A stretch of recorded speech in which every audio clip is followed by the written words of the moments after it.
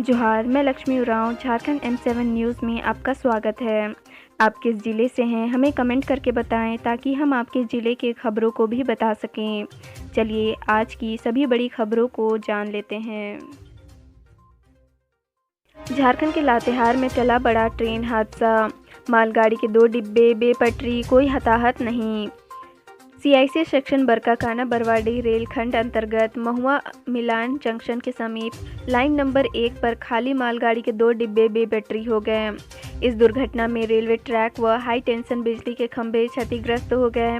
घटना की सूचना के बाद ART बरकाकाना की टीम पहुंची और राहत बचाव कार्य रात में ही आरंभ किया गया।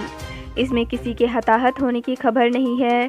ट्रेन की रफ्तार धीमी थी, अन्यथा बड़ा रेल हादसा हो सकता था।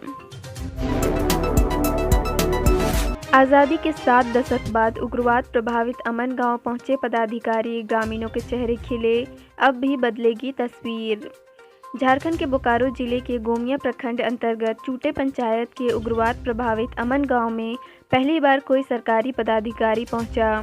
आज़ादी के 7 दशक और झारखंड निर्माण के 2 दशक बाद पहली बार यहां BDO कपिल कुमार बाइक से पहुंचे। उन्हें देखते ही ग्रामीणों के चेहरे खिल उठे। इन्होंने ग्रामीणों से बातें सुनी और तस्वीर बदलने का आश्वासन दिया। झारखंड के CM हेमंत सोरेन ने राज्य स्तरीय वन महोत्सव का किया उद्घाटन, बोले कागजों के बजाय धरातल पर हो पौधारोपण। झारखंड के CM हेमंत सोरेन ने मंगलवार को रांची जिले के अनगढ़ा प्रखंड के गांधी ग्राम में 72वें राज्य स्तरीय वन महोत्सव का उद्घाटन किया। उन्होंने कहा कि झारखंड की हरियाली बढ़ाने के लिए वृक्षारोपण जरूरी है। ये हमारे जीवन के आधार हैं। प्रकृति के इन अमूल्य धरोहरों की रक्षा हमारा कर्तव्य है। कागजों के बजाय पौधारोपण को धरातल पर उतारें। लगातार बारिश से खरीफ फसल की बुआई प्रभावित, खेतों में सड़ रही साग सब्जी। लगातार बारिश के कारण इस वर्ष खरीफ फसल की बुआई प्रभावित हो रही है। धान का बिचड़ा भी गलने लगा है, इसे लेकर किसान परेशान है। बारिश के कारण प्रखंड में खरीफ फसल की जुताई कुड़ाई शुरू नहीं हो पा रही है। किसानों का कहना है कि जमीन गीला रहने के कारण जुताई कुड़ाई नहीं हो पा रही है। आद्रा नक्षत्र के प्रारंभ में ही मकई समेत अन्य फसलों की बुआई हो जाती थी, लेकिन इस बार अब तक बुआई नहीं हो पाई है। खेत अभी तक खाली पड़े हैं। प्रखंड की 80% आबादी खेती-बाड़ी पर निर्भर है। यहाँ की मुख्य फसल धान व मकई है। झारखंड के गुमला में IED ब्लास्ट, कोबरा बटालियन का जवान घायल, सर्च ऑपरेशन में शामिल डॉग की मौत। झारखंड के गुमला जिले के कुरुमगढ़ थाना स्थित केरागानी जंगल में नक्सलियों द्वारा बिछाए गए IED ब्लास्ट में कोबरा 203 बटालियन का जवान विश्वजीत घायल हो गया, जबकि नक्सलियों के खिलाफ चलाए जा रहे सर्च अभियान में शामिल कोबरा बटालियन के डॉग की मौत हो गई। घायल जवान को हेलीकॉप्टर से रांची मेडिका अस्पताल में भर्ती कराया गया है। पुलिस नक्सलियों को घेरने के लिए सर्च अभियान चला रही है। कोयल नदी में डूबे युवक का शव बरामद, NDRF की टीम की वजह से मिली सफलता। लोहरदगा सिन्हा थाना क्षेत्र के चिचरी कोयल नदी में रविवार को शहरी क्षेत्र के हटिया गार्डन मोहल्ला निवासी कमलेश कुमार महतो नहाने के क्रम में डूब गया था। युवक के कोयल नदी में डूबने के बाद रविवार को प्रशासन एवं स्थानीय लोगों द्वारा काफ़ी प्रयास किया गया, लेकिन युवक का कोई पता नहीं चल सका था। सोमवार की सुबह NDRF की टीम एवं स्थानीय गोताखोरों द्वारा युवक को निकालने का प्रयास किया गया। गुमला में ब्राउन शुगर के साथ 2 युवक गिरफ्तार, गए जेल, जिले में कारोबार बढ़ाने को जुटे थे। गुमला थाना की पुलिस ने रविवार की रात DSP के नेतृत्व में करमडीपा गांव में छापामारी कर ब्राउन शुगर का कारोबार कर रहे 2 युवकों को गिरफ्तार किया, जिसमें करमडीपा निवासी प्रमोद लकड़ा व अजय लकड़ा है। जानकारी थानेदार मनोज कुमार ने देते हुए बताया कि पुलिस ने दोनों युवकों की निशानदेही पर 5 ग्राम ब्राउन शुगर बरामद किया है, जिसकी कीमत लगभग 40,000 रुपये है। गुमला शहर में पहली बार ब्राउन शुगर का कारोबार करते इन 2 युवकों को पकड़ा गया है। थाना प्रभारी बताएं कि अजय लकड़ा दिल्ली में पढ़ाई करता है, जहां से वह ब्राउन शुगर बिक्री करने का कारोबार शुरू किया था।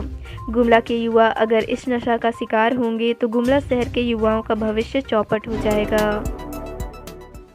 ह्यूमन ट्रैफिकिंग रोकने के लिए कड़े कानून बनाएगी मोदी सरकार। मानसून सत्र में पेश किए जाएंगे 23 बिल।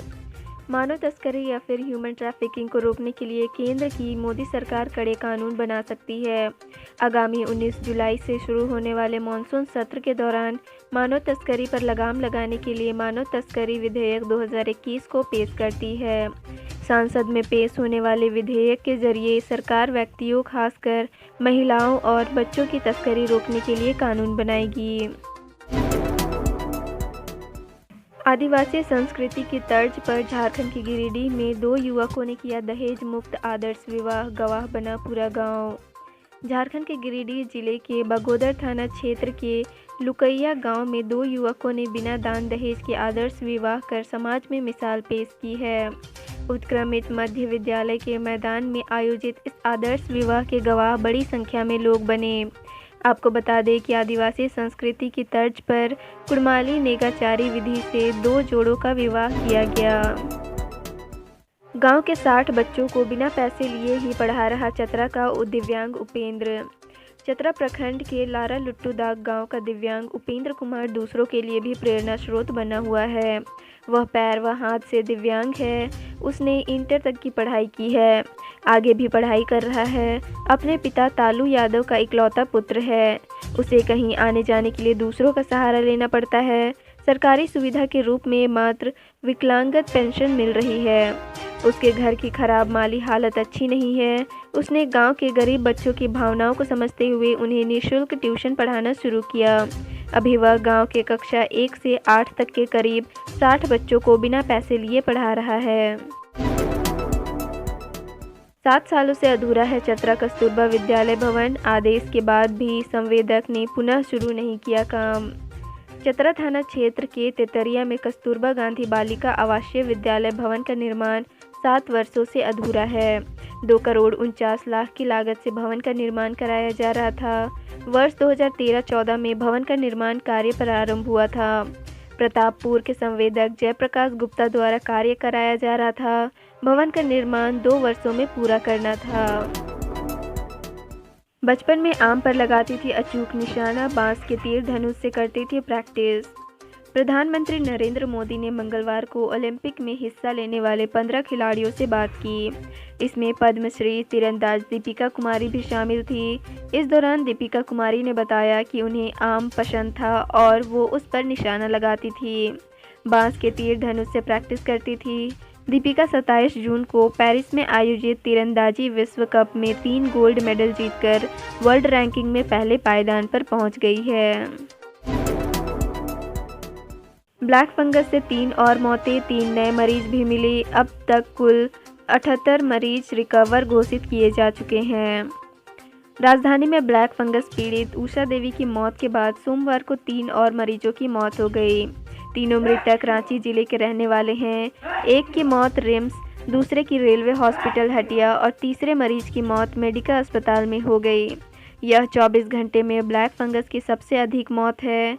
इधर सोमवार को ब्लैक फंगस के 3 नए कंफर्म मरीज मिले हैं। तीनों रांची जिले के हैं।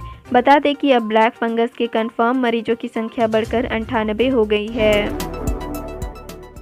रथ यात्रा नहीं निकली, रोक के बावजूद मंदिर के पास जुटी भीड़, जिम्मेवार कौन? जगत के स्वामी भगवान जगन्नाथ की सोमवार को जगन्नाथपुर मंदिर में विधि विधान से पूजा अर्चना हुई। छोटा नागपुर के इतिहास में यह दूसरी बार है जब कोरोना संक्रमण के कारण रथ यात्रा निकालने की अनुमति नहीं दी गई। भीड़ को रोकने के लिए थानेदार और मजिस्ट्रेट के साथ 50 जवान भी ड्यूटी पर लगाए गए थे। निरीक्षण के लिए ट्रैफिक एसपी व हटिया एसपी भी पहुंचे थे। बावजूद सोमवार को मंदिर के आसपास लोगों की भीड़ लगी रही। रविवार देर शाम से लापता थी दोनों। सुबह चरवाहों ने कुएं में देखा शव तो परिजनों को दी सूचना। हंटरगंज थाना क्षेत्र के केदली पंचायत अंतर्गत नोवाडीह गांव में मंगलवार को मां बेटी का शव बरामद किया गया। दोनों रविवार की शाम से घर से लापता थी। घटना की सूचना के बाद मौके पर पहुंची पुलिस ने शव को पोस्टमार्टम के लिए भिजवा मामले की जांच में जुट गई है। परिजनों व ग्रामीणों के अनुसार महिला की मानसिक स्थिति ठीक नहीं थी। अनुमान लगाया जा रहा है कि मां के पीछे बेटी भी गई होगी। मां को बचाने के लिए बेटी ने कुएं में छलांग लगा दिया होगा। इससे दोनों की मौत हो गई। घटनास्थल से पुलिस को मिली 3 खोखा और 1 कारतूस। मृतक की जेब में थे 47,000 रुपये। गढ़वा शहर के महोपी भरटिया सीमा पर बड़का फील्ड के पास अज्ञात अपराधियों ने सोनपुरवा वार्ड 4 निवासी विशाल गौड़ की गोली मारकर हत्या कर दी। विशाल बचपन से ही अपने मामा ओम प्रकाश गौड़ के यहाँ रहता था। घटना की खबर मिलते ही आसपास के क्षेत्र में सनसनी फैल गई है। स्थानीय लोगों ने फील्ड में शव होने की सूचना पुलिस को दी। पुलिस घटनास्थल पर पहुंची और मामले की जांच में जुट गई है। युवक को 3 गोली मारी गई है। मृतक की जेब की तलाशी के दौरान उसके पॉकेट से 47,000 रुपये बरामद किया गया है।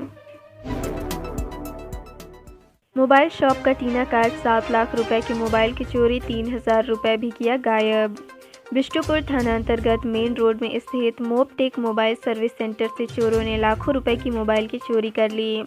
दुकान मालिक संदीप बोरवलिया मंगलवार की सुबह जब दुकान खोलने पहुंचे तो उन्हें चोरी की जानकारी हुई। दुकान का टीना काट चोर अंदर घुसे और चोरी की घटना को अंजाम दिया।